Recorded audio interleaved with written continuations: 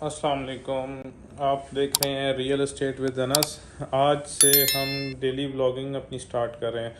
Basically daily vlogging मैंने कहा ज़रा लोगों को एंटरटेन भी करें और एक एक चीज़ देख के काफ़ी लोग बोर हो जाते हैं, तो अब से हम रोज़ के डेली व्लॉग्स भी बनाया करेंगे। डेली व्लॉग्स में हम कोई ऐसी चीज़ नहीं, हम रियल एस्टेट के मुतालिक और इसी की इंफॉर्मेशन आपको अपने व्लॉग्स में दिया करेंगे। तो आज बहुत एक खुशखबरी के साथ आप सबके पास मैं हाज़िर हुआ हूँ। खुशखबरी ये है कि जैसे कि आपने न्यूज़ में भी देखा होगा कि शरह सूद में काफ़ी कमी आ गई है, क्योंकि काफ़ी टाइम से रियल एस्टेट का काम नहीं था। काम इन अ सेंस के काफ़ी इन्वेस्टर्स जो थे वो मूव ऑन हो गए थे दूसरी चीज़ों की तरफ, जैसे कि आपकी इंश्योरेंस पॉलिसीज़, आपका बैंक में सेविंग अकाउंट, उसके बाद डॉलर, उसके बाद गोल्ड में।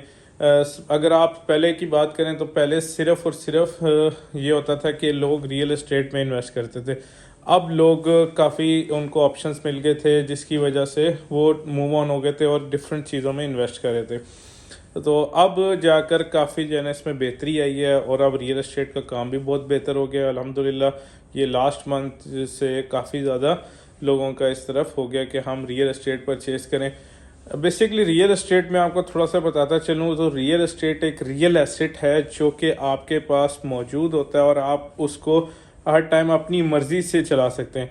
अगर आप सेविंग अकाउंट में इन्वेस्ट करते हैं तो आपको वो कोई खुद तो पैसे बना के दे नहीं रहे, उनके भी आगे रियल एस्टेट के प्रोजेक्ट्स कोई होते हैं। किसी का कोई बिल्डर होता है, कोई कहीं पे इन्वेस्ट कर रहा है, कोई स्टॉक मार्केट में इन्वेस्ट कर रहा है। उससे स्टॉक मार्केट में भी इन्वेस्टमेंट बहुत अच्छी है। जो लोग स्टॉक्स में इन्वेस्ट करते हैं वो भी बहुत अच्छी है, क्योंकि उनको रिटर्न बहुत अच्छा मिलता है वहाँ से। और दूसरा, उससे पाकिस्तान की मार्केट बहुत बेहतर होती है।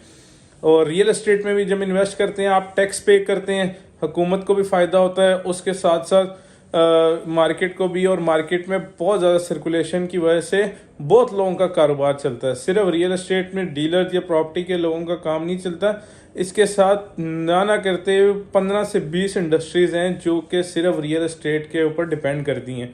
जैसे कि फॉर एग्जांपल आप एक घर बनाते हैं, घर बनाते वक्त आपको सबसे पहले आपने उसकी एक्सकेवेशन करानी है। वो जो एक्सकेवेशन वाले मज़दूर आएंगे या कोई भी आएगा वो आपसे चार्ज करेगा, उसका घर चल रहा है।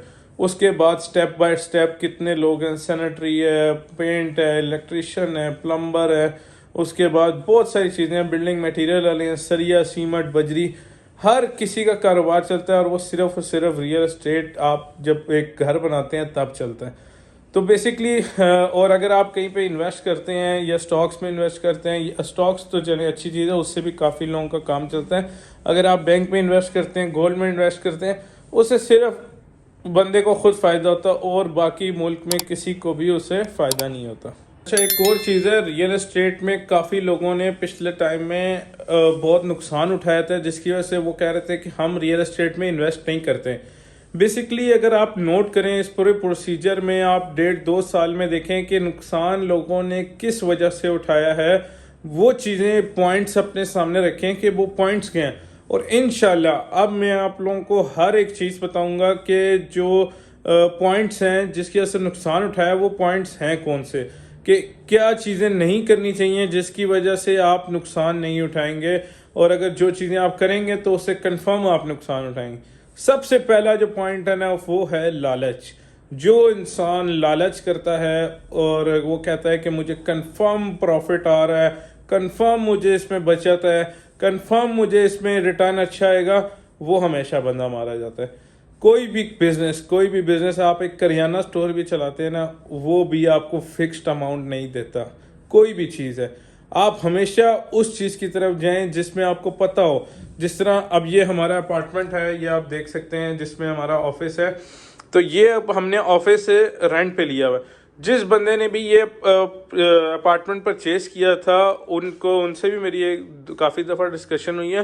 वो कहते हैं कि मैंने ये लिया था 3 साल पहले, आज डबल कीमत हो गई है इस अपार्टमेंट की। और उसी के साथ साथ अगर आप देखें कि अपार्टमेंट की कीमत भी डबल हो गई है, और उस 4 साल में वो जो रेंट लेते रहे हैं वो उनकी मर्जी से हर महीने, और एक चीज़ उनके पास है और उनको हर चीज़ का रेंट मिल रहा है। अब एक अपार्टमेंट रेडी ना हो उसका कोई वजूद ही ना हो और वो आपको रेंट मिल रहा है उसका, तो वो सही है। या ये जो आपके पास एसेट आपका अपना है जिसमें आप बैठे हुए हैं, जिसको आप अपनी मर्जी से लगा सकते हैं, वो सही है।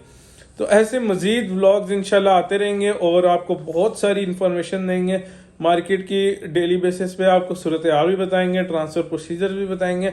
हर चीज़ आपको इंशाल्लाह हमारे डेली व्लॉग में मिलती रह करे। चैनल को सब्सक्राइब करना ना भूलिएगा। चैनल को सब्सक्राइब करें, लाइक करें, शेयर करें, ताकि मज़ीद ऐसे लोगों को इन्फॉर्मेशन मिलती रहे जो कि रियल एस्टेट में इन्वेस्ट करना चाहते हैं।